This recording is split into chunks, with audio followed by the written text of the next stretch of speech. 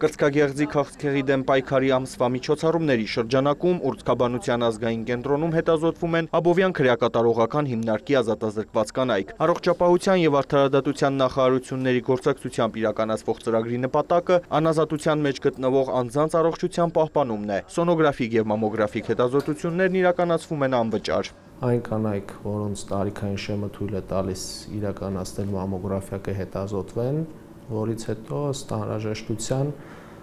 կենտրոնի մասնագետների կողմից կիրականացվեն համապատասխան խորհրդատվություններ։ Որ իմացանք, շատ լավ զգացինք մեզ, շատ ոգևորվեցինք, նախապես պատրաստվեցինք, որ մեր ղեկավարության ուղղությամբ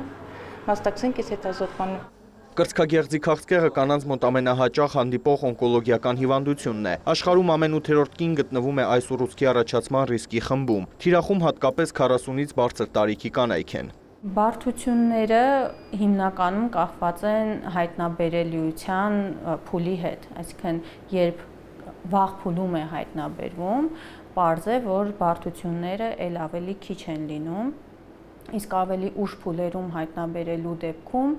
արդեն կանայք կանգնում են խնդիրների առաջ, ճառագայթային, քիմիոթերապևտիկ բուժումներ են անհրաժեշտ լինում, վիրահատություններ։ Մեր երկրում գործում է կրծքագեղձի քաղցկեղի սքրինինգային ծրագիր։ 2024-ին արձանագրվել է 1682 նոր դեպք, որից 63.1%-ը կամ 851-ը հիվանդության առաջին կամ երկրորդ փուլերում։ Մասնագետները փաստում են, անվճար հետազոտությունները նպաստում են քաղցկեղի վաղ հայտնաբերմանը։